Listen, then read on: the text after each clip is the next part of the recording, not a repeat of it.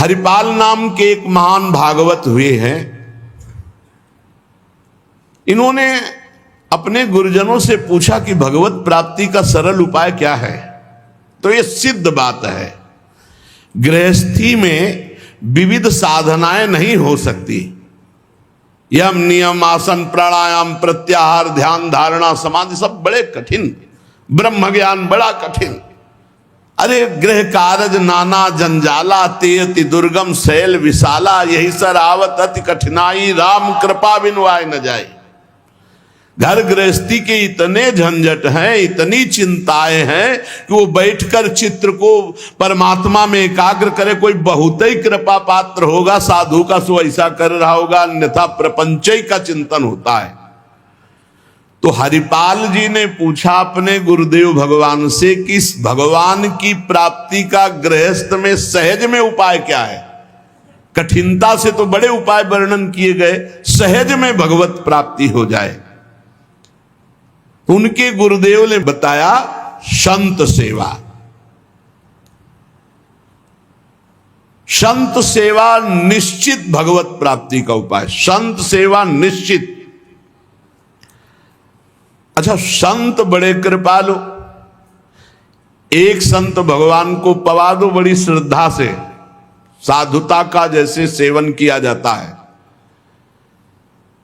पद्धति है। देखते ही दूर से पहले उनको प्रणाम करो, हाथ जोड़ो, पुष्पों के द्वारा पावड़े डालकर उनकी अगवानी करो, उनके चरण प्रक्षालन करो, कोमल वस्त्र से चरण धो, आसन पर विराजमान करो, तिलक लगाओ, उनकी आरती उतारो, माला धारण कराओ, सुंदर सुंदर भोग साक्षात श्री भगवान पा रहे हैं ऐसी भावना से, बड़े प्यार दुलार से, जैसे अपने पुत्र को और लीजिए और लीजिए, ऐसे प्यार से उनको पाओ। पाने के बाद उनको आचमन करा करके जो कुछ बने रूखा सूखा भेंट प्रणाम नमस्कार विदा करो। इसके बाद उनकी जूठन पाओ, चरणामृत पियो। देखो भगवान की प्राप्ति के लिए कैसे हृदय में व्याकुलता और कैसे भगवान की कृपा आती है।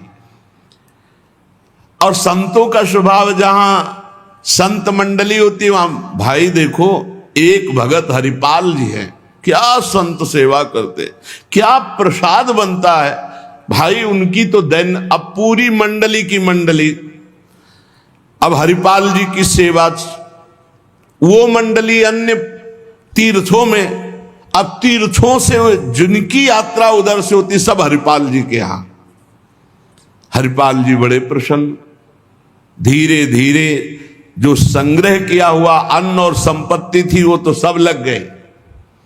हरिपाल जी के यहां संतों की भीड़ ही रोज लगी रहती, जमीन बेच दी, कीमती गहने बेच दिए, सब संतों को पवा दिए। अब ऐसा कुछ नहीं बचा जिससे खरीद के लावें और पवावें। तो केतिक 1000 ले बाजार के करज खवाए, हजारों रुपया। ये आज 1000 की तो कोई महत्ता ही नहीं रह गई, उस समय हजारों की बड़ी महिमा थी, बड़ी महिमा 1000 रुपए की।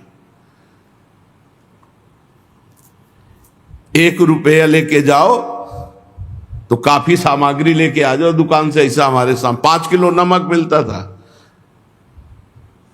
3 रुपया का ऐसे दूध दुहा लो, ऐसे गाय से दुहा के, भैंस गाय का 3 रुपया, 40 रुपया का शुद्ध घी, कि वो मटका खुले तो आसपास एरिया में छा जाए ऐसा घी। ये सब नकली घी ले। और दूध तो बेचना एक तरह से अपमान माना जाता था। सारी संपत्ति साधु सेवा में लगा दी और बाजार से हजारों के कर्जे हो गए। अब कर्जा लेकर के संतों को पवा दिया। अब कोई कर्जा भी ना दे। अब हरिपाल जी दुकान में गए कि पहले 1000 पहले के पड़े तो आपको, अब बाजार में कोई कर्जा नहीं, संपत्ति सब बिक गई। देख लो भगवत प्राप्ति के भाव। घर में कोई ऐसी वस्तु नहीं रही कि बेच के खवा दे। और संत मंडली, कहीं जय द्वारिकाधीश, कहीं जय सिया राम, कहीं हर हर महादेव, अलग अलग संतों की मंडलियां। हरिपाल जी ने विचार किया, आप क्या हो, बहुत लंबे तगड़े,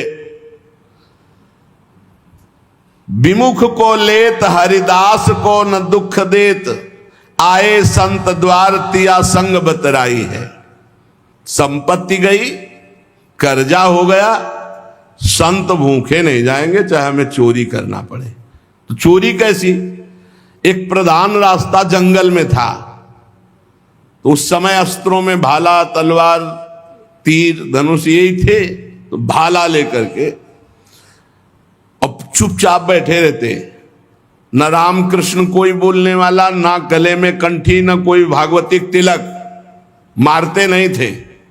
भाला गले तो लंबे चौड़े विशाल शरीर के थे, तो डर के मारे अपने आप जो है और वो लेकर के संतों को पवाना शुरू किया। छल कर बल कर लीजिए महाकृपिन को दाम, और साधुन के मुख बोइए या ऐसा यानो काम, उसका भी कल्याण हो जाएगा और आपका भी मंगल हो जाएगा। साधुन के मुख में अच्छे अच्छे पदार्थ, तो वो धन धन्य हो गया, वो धन जिसका लिया उसका भी धन। लेकिन ये तब, पहले अपनी संपत्ति खर्चा कर डालो, बेईमानी नहीं। बाजार में कर्जा ले लो, जब उसके भी पटाने का रह जाए कि अब नहीं पट सकता और संत आए, तब ये उपाय है, पहले नहीं। पहले साधु अनुराग में दही श्री लुटाई है, सब खर्चा कर दिया। फिर केतिक 1000 ले बाजार के करज राखे, वो भी खवा दिया। अब देखा संत वापस न जाए।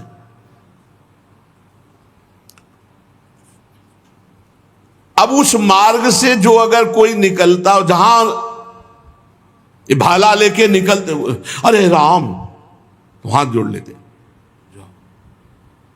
अब ये तो खबर फैल गई कि रामकृष्ण बोल दो तो डाकू चोरी नहीं करता, कंठी तिलक हो तो डाकू चोरी नहीं करता। कौन डाकू ये पता नहीं चलता था। अब वहां जो निकले जंगल में, तो शुरू से ही कोई श्री राम जय जय राम, कोई राधे राधे, कोई कृष्ण कृष्ण, और उतनी देर के लिए तिलक जरूर लगा लेते। अब समस्या की वैष्णव को लूट नहीं सकते, मुख से नाम निकल जाए उसे लूट नहीं सकते। अब वहां जो निकले सब जैसे भयभीत होकर से ही वहां जय श्री राम, राधा राधा, कृष्ण कृष्ण, हरि हरि, क्योंकि पता है डाकू है, भाला लिए मारेगा और चोरी कर लेगा। यद्यपि उन्होंने किसी को मारा नहीं था। अब वहां किसको चोरी करे, जो निकले सब वो।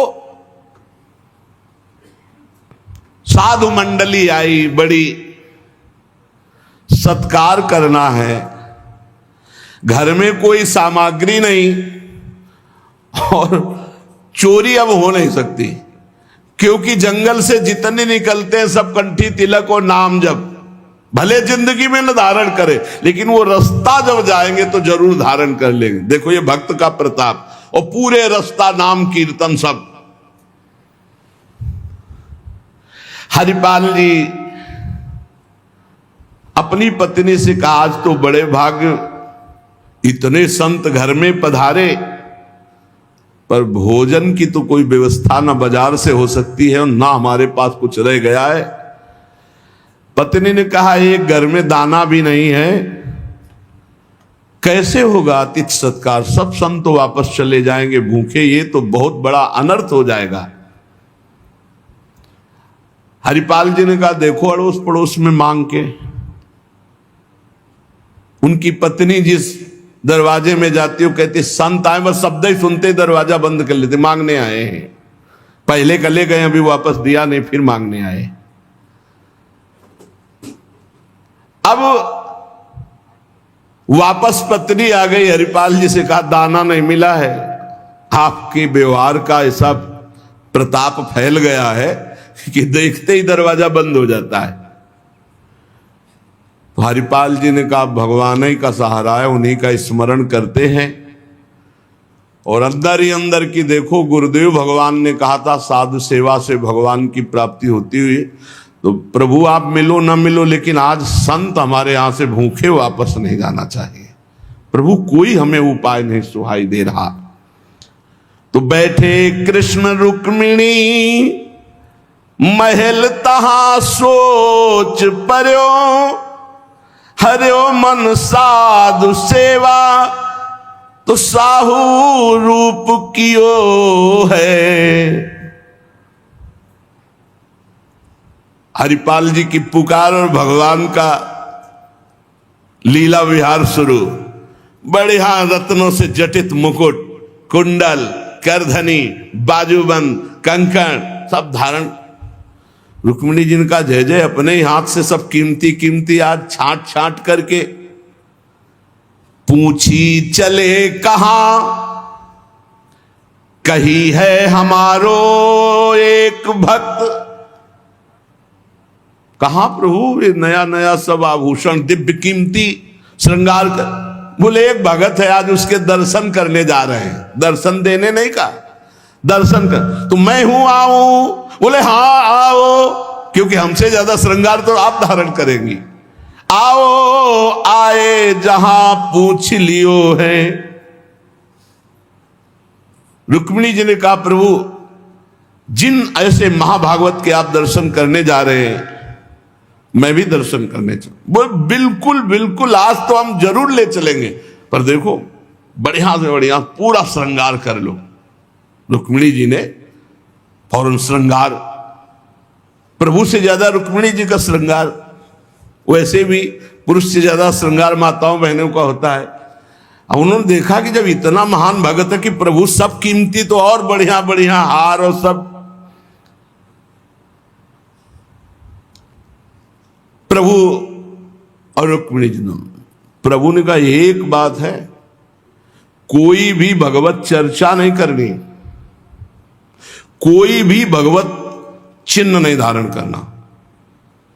और प्रभु ऐसे कैसे भक्त के पास जा रहे हो कि जो भगवत चिन्ह से विरोध करता है, भगवत चर्चा से विरोध करता है? बोले हम जो कहें वो मान लो। रास्ते में कोई भगवत चर्चा, कोई भगवत नाम, कोई भगवत चिन्ह, सब संसारी आभूषण सब।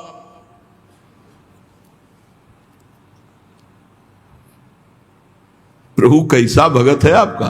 बोले बहुत उच्च कोटि का। दर्शन से निहाल हो जाओगी, ऐसे भक्त का कभी दर्शन नहीं हुआ होगा। रुक्मिणी जी तैयार हुई, भगवान तैयार हुए और हरिपाल जी के द्वारे पे आए। अजू मग चले जात बड़ो उत्पात मधि, को पहुंचावे देवो ले रुपया दियो है। करो समाधान संत मैं लिवाए जाऊं, इन्हें लाई वन मांझ देखी बहुधन जियो है। भगवान स्वयं गए और हरिपाल जी को बुलवाया गांव के बाहर और कहा भाई सुनो, सुनते हैं जंगल में कोई चोर लगता है, हम दोनों सेठ हैं, सेठ सेठाइन, ये ले स्वर्ण की एक मुहर, हमें पूरा रास्ता पार कर दो। भगवान जैसे मरते को पानी मिल जाए ऐसे ऐसे आपने संत मन में सोचा संत वापस चले जाएंगे। और गौर से देखा गले में कोई तुलसी नहीं, कोई भागवतिक चिन्ह नहीं, और मार पूरा सब श्रृंगार से। बोले भगवान आज तो बरस पड़े, आज खूब संत सेवा होगी। बोले मुहर देव या न देव, हम आपको पार कर देंगे जंगल में। जगत रूपी जंगल से पार करने वाले भगवान को हरिपाल जी कह रहे हम पार कर देंगे आपको, क्योंकि नजर गई ना एक से एक कीमती रत्न। बोले महीनों संत सेवा चलेगी। हरिपाल जी से बातचीत कर रहे कि कहीं शंका ना हो जाए इनको। बोले अमुक शहर जा रहा हूं, हमारा बड़ा व्यापार चलता है, तुमको 1 रुपया तो देंगे ही, पर सुरक्षित हमें पहुंचा दो,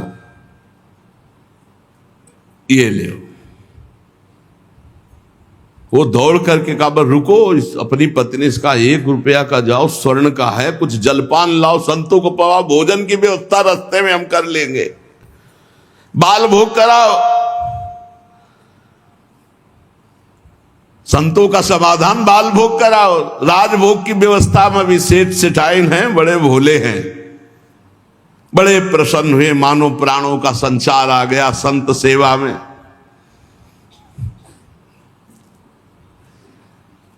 रुक्मिणी जी ये रहस्य नहीं समझ पा रहे कि कह रहे जंगल पार कर देते, कह रहे हमको डर लग रहा है कि कोई हमें लूट न ले, और जंगल हो 1 रुपया दिया उसको स्वर्ण का कि भाई पार। तो रुक्मिणी जी ने कहा कि प्रभु किसी के रक्षा की, भगवान ने कहा था प्रश्न कोई करना नहीं है। अरे कौमुद की गदा सुदर्शन चक्र सब एक आदमी का सहारा आप ले। रुक्मिणी जी ने प्रभु आप काम कहा था, बातें करो व्यापार की, इधर उधर के सुदर्शन चक्र के लिए कौमुद की गदा, व्यापार, रुपया पैसा हार हीरा जवाहरात, इनकी बातें करो। गौर से फिर देखा कि कहीं कोई भागवतिक लक्षण देखे जो निहारी, माला तिलक ना सदाचार। बड़े खुश हुए, होएंगे भंडार जो पे धन ही तो लायो है। जब इतना पहनावा है तो खजाना इनके होगा, लूटने में कोई दोष नहीं, और कोई भागवतिक चिन्ह नहीं, और कोई भगवत चर्चा नहीं, पूरे संसारी हैं। और ये छीन करके हम संत भोजन कराएंगे तो इनका भी मंगल हो जाएगा। लीजिए छिनाए यह वारी कहे डारी देवो, दियो सब डारी छल्ला छिगुनी में छायो है। अंगुरी मरोरी कही बड़ो तू कठोर अहो, तो को कैसे छोड़ो संत जेवे मोह को भायो है। प्रगट दिखायो रूप सुंदर अनूप, वह मेरे भक्त भूप लेके छाती सो लगायो है। रास्ते में लेके चले, चरणों से लेकर ऊपर तक भगवान को देखते हैं, और फिर रुक्मिणी जी को देख, कोई भागवतिक चिन्ह नहीं, कोई भागवतिक चर्चा नहीं, महीनों की संत सेवा। और जो इतना पहिरे हैं तो उनके पास भाला लेके चली रहे थे रक्षा के लिए, बस आगे आए और उतारो, अपना चला फैलाया, उतारो सब बीच रास्ते। भगवान ने कहा उतारो रुक्मिणी जी से, उतारो। रुक्मिणी जी ने कहा रक्षा के लिए तो इसको 1 रुपया दिया था और यही लूट रहा है, आप कह रहे उतार। बोले उतारो, ले भाला पार कर देगा, बहुते बेढब भगत है। और प्रभु सुदर्शन चक्र, बोले नहीं इस समय ले, इस समय उतारो। ये संत सेवा का प्रताप। बड़े बड़े भगवान पहनी के आए थे, इसीलिए भगवान तो फौरन उतार उतार के भगवान को देखती जाती है रुक्मिणी जी की। कुछ तो मैके वाले हैं, कुछ आपके हैं प्रभु, उनमें सब उतारो, नए बनवा देंगे, जान बची तो सब कुछ बच गया। प्रभु भगत के दर्शन करा रहे थे कि लुटवाने, तो बोली यही तो है यही है जिसके दर्शन करा ले आए थे। अब तो भगवान सब करधनी मुकुट सब उतार के रख दिए। हरिपाल जी की दृष्टि गई कि रुक्मिणी जी सब तो उतार दिए, एक अंगूठी जो भगवान ने पहनाई थी वो नहीं उतारने की। ये हरे लाओ, इतने में कितने संत भोजन पाएंगे। ऐसे प्रगट बोले, इतने में कितने संतों का भोजन होगा। और अंगूरी पकड़ के रुक्मिणी जी नाराज, भगवान ने कहा चुप रहो, जैसा कहे वैसा कर दो, हम थोड़ी बुला के लाए। तुम कहती थी कि हम भगत दर्शन करेंगे, तो करो दर्शन भगत के। हम कहा होता और आपको फिर बुला के लाए होते तो ये होता कि प्रभु आप ले सब, आप ही तो उत्साह करके आई हो। रुक्मिणी जी उतार नहीं रही थी तो हरिपाल जी ने अंगुली पकड़ी, ऐसे मरोड़ के धीरे से अंगूठी उतारी। कितने संतों का इसमें पेट भरेगा, भोजन होगा। भगवान जब देखा कि रुक्मिणी जी बहुत असंतुष्ट हो रही है, तो भगवान ने कहा जिसके दर्शन करने के लिए हम ला रहे थे ना, ये वही भक्त है। ये वही भक्त है जिसने अपना सर्वस्व लुटा दिया है, कुछ नहीं आज खाने को, मैं इसी के लिए लुटने के लिए। अब हरपाल जी का भाला रख गया, जब लौट के देखा तो अनंत सौंदर्य माधुर्य भगवान चतुर्भुज द्वारिकाधीश महामहिम महालक्ष्मी स्वरूपा श्री रुक्मिणी चरणों में प्रभु प्रभु प्रभु गलती हो गई, हमारे कटु वचन, हमारा भाला उठाना, प्रभु आप जानते हो हमारे घर में संत मंडली बैठी है, इतना कर्जा हो गया कि हमको कोई कर्जे में नहीं देता, पड़ोस से उधार मांगे तो कोई नहीं देता, और कुछ संपत्ति रह नहीं गई और संत भूखे न जाए प्रभु, इसलिए भगवान ने छाती से लगा लिया। भगवान ने हरिपाल जी को छाती से लगाया और कहा तुम सर्वश्रेष्ठ मेरे प्राण प्यारे भक्त हो। हरिपाल जी भगवान से कह रहे कि प्रभु जैसे हमें संत प्राण प्यारे हैं उनसे अधिक आप प्राण प्यारे हो, प्रभु मैं कैसे लूं? तो भगवान ने कहा देखो हम लाए ही से, ये लक्ष्मी ले जाओ, ये महालक्ष्मी के श्रीअंग के आभूषण है, ये कुल परंपरागत बढ़ेंगे, ये कभी घटेंगे नहीं, वो बेचकर सब कर्जा निपटाओ और रोज लाखों संतों को पवाओ, अब ऐश्वर्य घटने वाला नहीं है।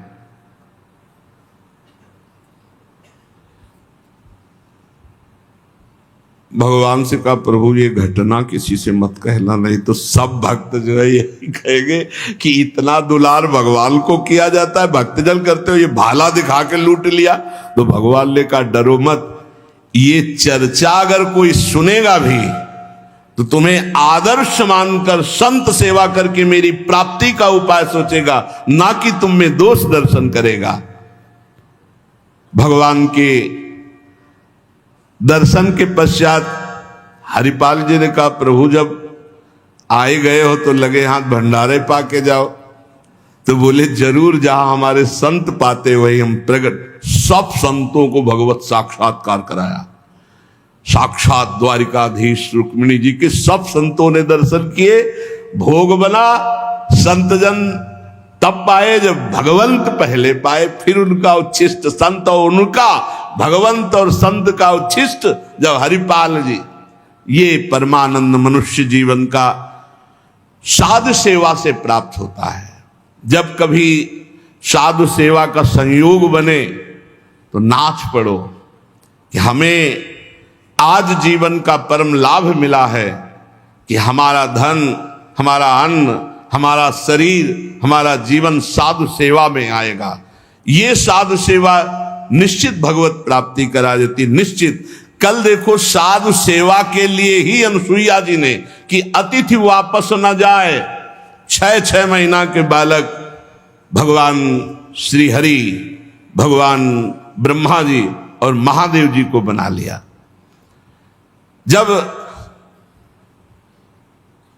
तीनों महापुरुष प्रकट हुए तो श्री अत्रि जी ने कहा प्रभु मैंने 3 को तो नहीं बुलाया था, हमने तो आप एक जगदीश्वर को बुलाया था। अत्रि मुनि ने कहा हमने तो प्रार्थना की थी शरणम तम प्रपद्येहम यएव जगदीश्वरः प्रजामात्म समाम मह्यम प्रयच्छत्विति चिंतयन्। मैंने उनका चिंतन किया था जो जगदीश्वर हैं, संपूर्ण जगत के ईश्वर हैं। तो प्रभु आप तो ब्रह्मा विष्णु और महादेव 3 रूपों में प्रकट हुए, अब कहिए इन 3 में जगदीश्वर कौन है जिसका मैंने मंत्र जाप किया? क्योंकि मैंने एक सुरेश्वर भगवान जगदीश्वर का चिंतन किया और आप 3 पधारे। मुझे बड़ा आश्चर्य है कि 1 का वाहन और 3 आ गए, इसका रहस्य बताइए। अत्रि मुनि के वचन सुनकर तीनों भगवत स्वरूप हंस दिए और सुमधुर वाणी में कहा ब्रह्मन तुम सत्य संकल्प हो, तुमने जैसा संकल्प किया वही मैंने किया, इसके विपरीत नहीं कर सकता। भक्त मेरा जैसा संकल्प करता मैं वैसा ही, उसके विपरीत नहीं चल सकता। यह बात जरूर पकड़नी चाहिए। जब संत भक्त कोई वार्ता करने तो बहुत एकांत भाव से सुनो, क्योंकि भगवान अपनी बात भले, लेकिन भक्त की बात नहीं। अपनो परण विसार भगत को पूरो परण निभाऊं। भगवान कह रहे तुम सत्य संकल्प और मेरा भक्त जैसा चिंतन करता मैं वैसा ही। तुमने कहा जगदीश्वर, तो हम एक ही तीन रूप में जगत के ईश्वर हैं। तुम्हारा कल्याण हो, मैं एक ही हूं, तीन रूप धारण कर जगत का ईश्वर मैं त्रिदेव के रूप में हूं, इसीलिए मैं प्रकट हुआ हूं। तुम्हारे तीन पुत्र उत्पन्न होंगे। भगवान अत्रि जी और अनुसुईया जी से पूजित हुए और तीन पुत्र रूप में ब्रह्मा जी के अंश से चंद्रमा मुनि, भगवान विष्णु के श्रीहरि के अंश से योगवेत्ता अवधूत शिरोमणि दत्तात्रेय जी और महादेव जी के अंश से महर्षि दुर्वासा जी, ये पुत्र रूप में प्राप्त हुए। अब अंगिरा ऋषि की संतानों का वर्णन। अंगिरा जी की पत्नी श्रद्धा ने सिनी वाली, कुहू, राका, अनुमति, ये चार कन्याओं का जन्म दिया और उनके सिवा दो पुत्र हुए, जिनमें भगवान बृहस्पति जी और उतथ्य जी, ये दो पुत्र हुए। बृहस्पति जी अंगिरा जी के पुत्र हैं और उतथ्य जी। पुलस्त्य जी की उनकी पत्नी हविर्भू से महर्षि महामहिम अगस्त्य ऋषि प्रकट हुए और दूसरे पुत्र हुए विश्रवा। पुलस्त्य ऋषि के दो पुत्र हुए, अगस्त्य ऋषि और विश्रवा। विश्रवा मुनि के इडविडा के गर्भ से भगवान कुबेर का जन्म हुआ और इन्हीं विश्रवा की दूसरी पत्नी केसनी से रावण, कुंभकर्ण, विभीषण, इनका जन्म हुआ। महर्षि पुलह की स्त्री परम साध्वी गति से कर्म श्रेष्ठ वरीयान और सहिष्णु, ये पुत्र हुए। क्रतु की पत्नी क्रिया ने ब्रह्म तेज से देदीप्यमान वालखिल्य आदि 60,000 ऋषियों का जन्म दिया। 60,000 ऋषि बालखिल्य। शत्रुतापन विदुर जी वशिष्ठ जी की पत्नी अरुंधति से चित्रकेतु, सुरोचि, विरजा, मित्र, उल्बण, वसुभृद्यान और द्विमान, और वशिष्ठ जी से शक्ति आदि कई पुत्र उत्पन्न हुए। अथर्वा मुनि की पत्नी से महान महिमा में दधीच ऋषि प्रकट हुए, जिनका दूसरा नाम अश्वशिरा। भृगु जी ने अपनी भार्या ख्याति से धाता और विधाता नाम के दो पुत्र प्रकट किए और श्री नाम की एक भगवत परायण कन्या। मेरु ऋषि ने अपनी आयाति और नियति नाम की कन्याएं धाता और विधाता को ब्याही, उनसे मृकंड ऋषि और प्राण ऋषि प्रकट हुए। मृकंड से ही मार्कंडेय ऋषि प्रकट हुए और प्राण मुनि से वेद शिरा का जन्म हुआ। और भृगु जी के एक कवि नामक पुत्र थे, उनसे भगवान शुक्राचार्य जी प्रकट हुए। विदुर जी इन महामुनीश्वरों को जो प्रकट होने का वर्णन सुनाया गया, इनके सुनने मात्र से तत्काल पाप नष्ट हो जाते हैं, इन ब्रह्म ऋषियों के प्रादुर्भाव का। ब्रह्मा जी के पुत्र दक्ष प्रजापति ने मनु नंदनी प्रसूति से विवाह किया, उनसे 16 कन्याएं उत्पन्न की। 13 कन्याएं धर्म को ब्याही, एक अग्नि को और एक पितृगणों को, और एक संसार का संहार करने वाले भगवान शंकर को सती जी। 16 कन्याओं में 13 धर्म को, एक अग्नि को, एक पितृगणों को और एक भगवान देवादिदेव महाशंकर को। श्रद्धा, मैत्री, दया, शांति, तुष्टि, पुष्टि, क्रिया, उन्नति, बुद्धि, मेधा, तितिक्षा, हिरी और मूर्ति, ये धर्म की पत्नियां हैं 13। श्रद्धा ने शुभ को जन्म दिया, मैत्री ने प्रसाद को जन्म दिया, दया ने अभय को जन्म दिया, शांति ने सुख को जन्म दिया, तुष्टि ने मोद को, पुष्टि ने अहंकार को, क्रिया ने योग को, उन्नति ने दर्प को, बुद्धि ने अर्थ को, मेधा ने स्मृति को, तितिक्षा ने क्षेम को और हिरी ने विनय को उत्पन्न किया। समस्त गुणों की खान मूर्ति देवी ने भगवान नर नारायण को जन्म दिया। इनका जन्म होने पर विश्व आनंदित हो गया। देवता लोग पुष्पों की वृष्टि की और भगवान नर नारायण की स्तुति की। भगवान श्री कृष्ण ही अपने अंश से नारायण और वही नर रूप अर्जुन जी। ये कुरकुल तिलक अर्जुन नर अवतार भगवान श्री कृष्ण के अंश से नारायण। अग्नि देवी की पत्नी का नाम है स्वाहा। उनसे पावक, पवमान, शुचि 3 पुत्र हुए। इन 3 से 45, अब 45 और 3 48 और प्रधान अग्नि 1, कितने हुए? 49 अग्नि का स्वरूप हुआ। जब हनुमान जी लंका में आग लगा रहे हैं उस समय वर्णन आया है कि हरिप्रेरित जैसे वायु 49 ऐसे अग्नि 49 स्वरूपों से संपूर्ण लंका को अग्निदेव भस्म कर रहे हैं। अग्निश्वात, बर्हिष्ठ, सोमप, आज्यप ये पितर हैं। पितरों की पत्नी दक्ष कुमारी स्वधा है। पितरों से स्वधा के धारिणी और वायुना नाम की 2 कन्या हुई। दोनों ही ज्ञान विज्ञान में पारंगत, ब्रह्म ज्ञान का अनुभव करके उपदेश करने वाली हुई, इसलिए इनके कोई संतान नहीं, ब्रह्म में लीन देवियां। और महादेव जी की पत्नी सती से भी कोई संतान नहीं हुई, क्योंकि उन्होंने ब्याह के कुछ दिन ही बाद अपने शरीर को योगाग्नि में भस्म कर दिया अपने पिता की यज्ञ में। विदुर जी ने पूछा कि दक्ष प्रजापति तो अपनी पुत्रियों को बहुत प्यार करते थे, फिर उन्होंने अपनी परम आदरणीय भगवान शंकर की अर्धांगिनी सती जी का क्या अनादर किया, जिससे उन्होंने अपने प्राण त्याग दिए पिता के यज्ञ में। महादेव जी चराचर के गुरु हैं, वैर रहित शांत मूर्ति आत्माराम भगवान हैं, भला उनसे कौन वैर करेगा।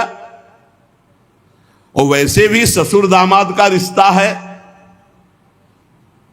प्रभु मैं सुनना चाहता हूं कि देवादिदेव महादेव से वैर कैसे हो गया दक्ष प्रजापति को। गोस्वामी जी ने लिखा है, को नर अस जन्मा जग माही, प्रभुता पाही जाहि मद नाही। पद मिल जाए, प्रभुता मिल जाए, अहंकार ना आवे, वो तो भगवान का कोई भक्त ही होगा, अन्यथा ऐसा नहीं।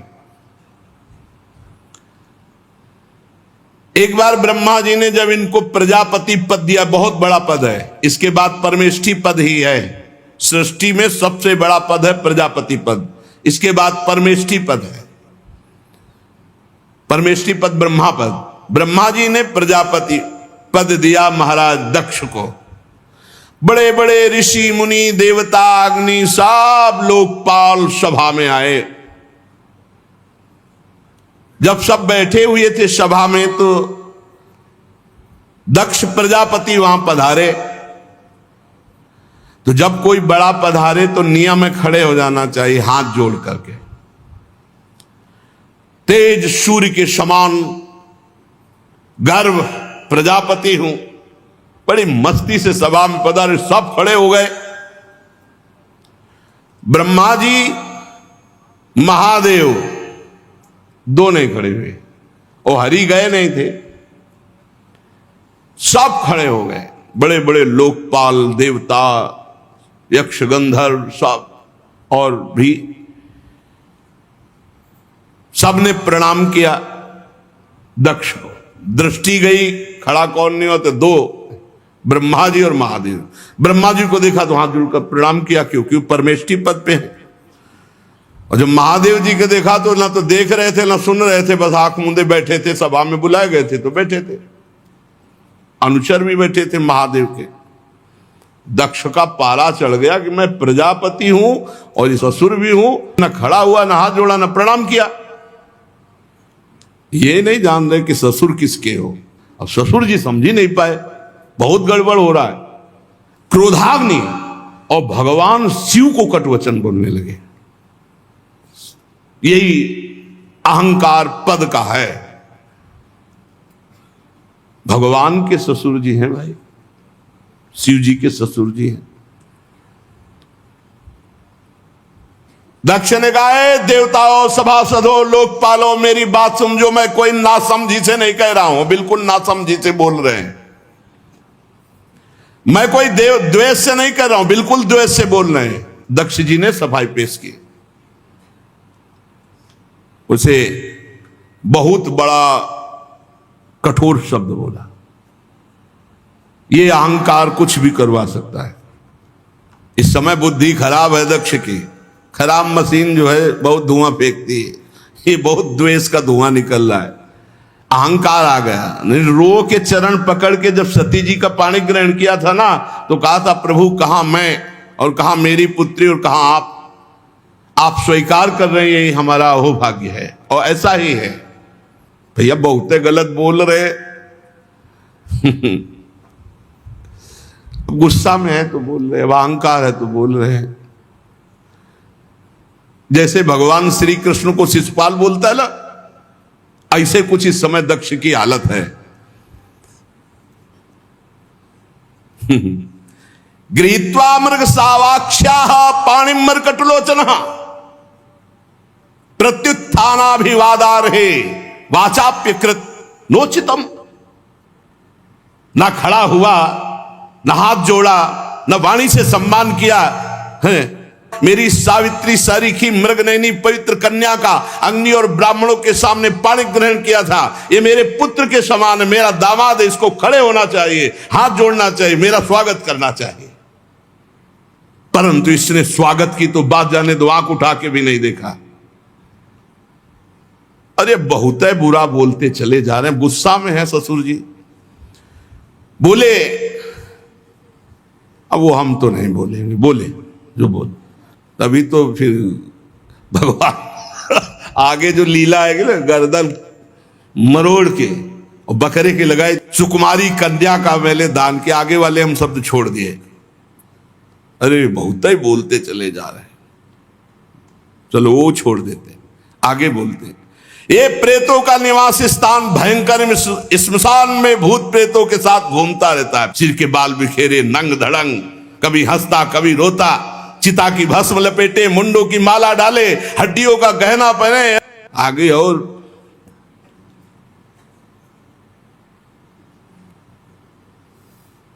मैंने ब्रह्मा जी के बहकावे में आकर अपनी पुत्री इसको दे दी, कभी नहीं देता इसको, दक्ष ने कहा। और तो सब छोड़ दिया।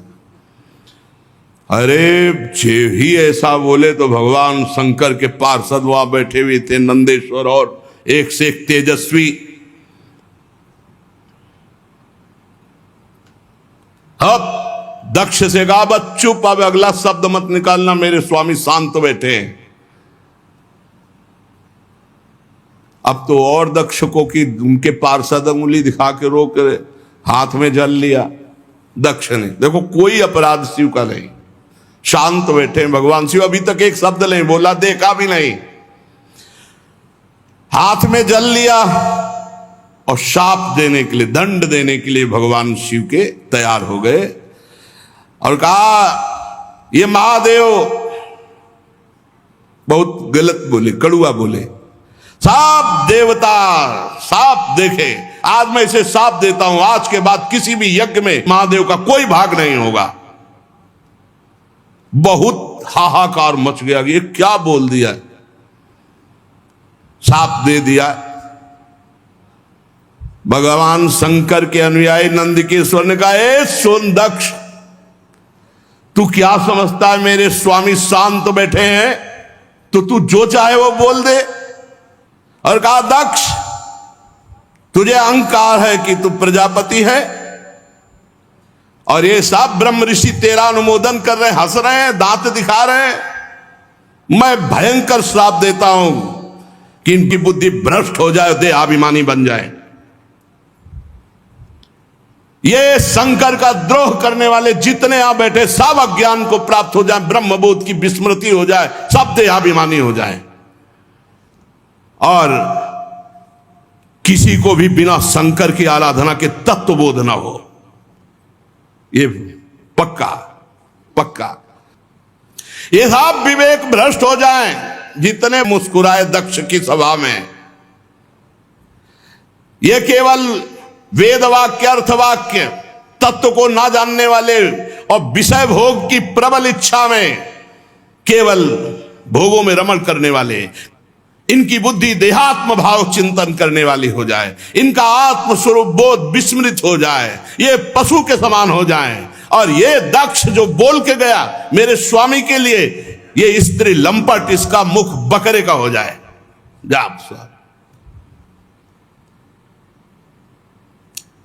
ये मूर्खमयी कर्ममयी अविद्या को ही समझे, जो भगवान शंकर का अपमान करने वाले के पीछे पीछे चलते हैं। इन सब का जन्म मरण चक्र में बार बार जन्मना मरना हो। जो ब्रह्म विद्या मुक्त देने वाली वो उनकी विस्मृत हो जाए। शंकर द्रोही कर्मजाल में फंसकर दुर्गति को प्राप्त हो, और ये भोग के गुलाम, इंद्रियों के गुलाम, मन के गुलाम बनकर केवल रसेंद्रियों जनेंद्रिय के भोग में भटके, ऐसा मैं साथ देता हूं। नंदकिशोर से ये जो ब्रह्म ऋषियों के लिए श्राप हुआ, हाहाकार मच गया, क्योंकि कट नहीं सकता सांप, उधर का भी नहीं और इधर का भी नहीं, दोनों महान।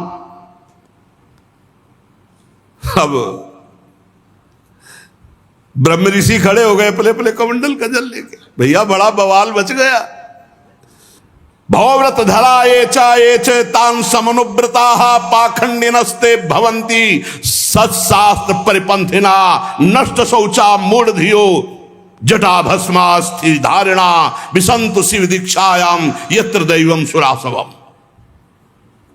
ब्रह्मे ब्राह्मणाश्च यद्यूयम परिनिंदत सेतुम विधारणाम पुंसा मता पाखंड माश्रिता। वो सब अपने